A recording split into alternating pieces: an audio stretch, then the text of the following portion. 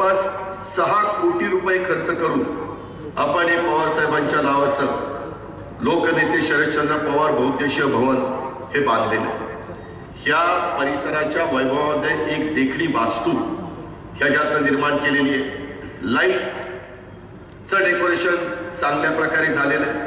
परंतु चांगली कामं करत असताना पण काही जण कसं त्याला विरोध करण्याचा प्रयत्न करतात. ह्याचं एक मूर्तिमंत उदाहरण म्हणजे तुमचे आमदार आताचे भारतीय जनता पक्षाचे. यांनी आयुक्त साहेबांना सर्वे नंबर 32 धनकवडी भाजीपाला मार्केटच्या आरक्षणाबाबत पत्र दिलं आणि हे मार्केट करताच असल्यास सद्यस्थिती होत असलेल्या अनावश्यक डागडुजीचा खर्च हा आवश्यक आहे का? काय म्हणजे तुम्ही निवडून गेलाय, चांगल्याला चांगलं म्हणायचं तरी शिका ना. एखादा सहकारी राष्ट्रवादी काँग्रेस पार्टीचा चांगलं काम करत असताना त्याच्यातनं तक्रारी करायच्या. आजच्या स्थितीत महानगरपालिकेच्या वतीनं काय कारवाई करण्यात आली किंवा करण्यात येते, सदर जमिनीवर येत्या काळात कोणत्याही प्रकारचं काम प्रस्तावित आहे का, असल्यात कोणतं, ह्याच्यामध्ये कशाचं आरक्षण दर्शवण्यापूर्वी त्या जमिनीची स्थिती काय होती. एक चांगलं झालं. मी तर माझ्या 25 वर्षाच्या राजकीय जीवनामध्ये एक माणूस असा आला की अजित पवार 15 वर्ष मंत्री आणि उपमुख्यमंत्री असताना एखाद्या सार्वजनिक कामाला अजित पवारांनी कुठल्याही राजकीय पक्षाचा असला तर विरोध केला. उलट ती लोक माझ्याकडे यायची आणि मी त्यांना प्रोत्साहन द्यायचं, करा. कलेक्टरला सांगायचं त्यांना मदत करा, एसपींना सांगायचं पोलीस खात्याला मदत करा, रेव्हेन्यू कमिशनरला सांगायचं मदत करा. कारण मला माहिती आहे मी काय कायमचा ताम्रपट घेऊन जन्माला आलो नाही. जोपर्यंत जनतेचा आशीर्वाद आहे, पाठिंबा आहे, तोपर्यंतच मी तिथं आहे. जनता ज्यावेळेस मला सांगेल की आता थांबा घरी, थांबायचं घरी प्रत्येकाला. पण काम करत असताना नंतर एक मनाला त्रास सहन करून घ्यायचा की अरे त्यावेळेस असतं तर बरं झालं असतं, मी करून द्यायला पाहिजे होतं. तुम्हाला सांगतो, मी महाराष्ट्र सरकारमध्ये मंत्री असताना त्यावेळेस जयंत पाटील गृहमंत्री होते आणि माझ्याकडे विशाल तांबे आला होता त्यावेळेस नगरसेवक असताना. त्यावेळेस मी जयंत पाटलांना काय पत्र दिलं होतं, धनकवडी पुणे येथे सर्वे नंबर 32 मधील भाग 2/12 ते 16 येथे 11,065 चौरस मीटर क्षेत्र पोलीस स्टेशन परेड ग्राउंड साठी आरक्षित होतं.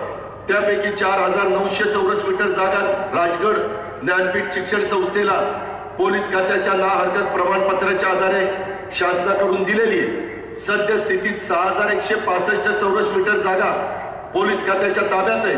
सदरची उर्वरित जागा ही महानगरपालिकेच्या ताब्यात दिली तर महानगरपालिकेच्या खर्चानी पोलीस स्टेशन बांधण्यात व परिसरातील नागरिकांच्यासाठी सांस्कृतिक भवन व ज्येष्ठ नागरिकांच्यासाठी हॉल बांधणं शक्य होणार आहे.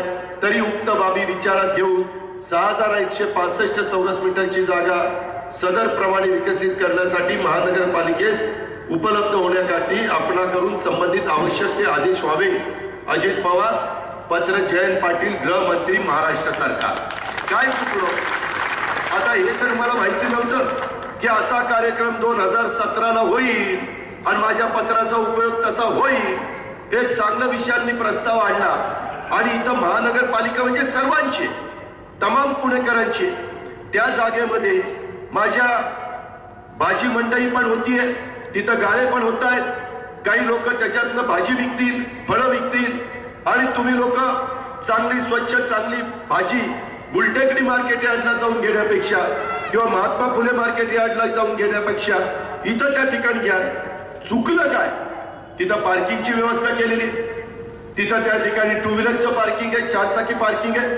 पण प्रवृत्ती कशी असते, विरोध कसा करतात, या पद्धतीचं काम या ठिकाणी आहे. आणि नंतर पण पुन्हा त्याच्यामध्ये त्यांनी आरक्षणाबद्दलचीच माहिती कार्यकारी अभियंता बांधकाम विकास विभाग झोन क्रमांक 2 पुणे महानगरपालिका या पद्धतीनं केलेलं आहे. खरं तर त्यांनी पण हा काम बघावं आणि असा विरोध कुणी कुठल्याही पक्षाचा आमदार असला आणि कुणी दुसऱ्या पक्षाचा तिथला लोकप्रतिनिधी नगरसेवक असेल तर या पद्धतीनं शाहू फुले आंबेडकरांच्या पुरोगामी विचारांच्या महाराष्ट्रामध्ये घडत नसतं. पण दुर्दैवाने आता भाजपच्या काळात देवेंद्र फडणवीस साहेबांच्या सरकारमध्ये या पद्धतीचं राजकारण घडतंय. हे खरोखरीच अतिशय दुर्दैवी बाब आहे.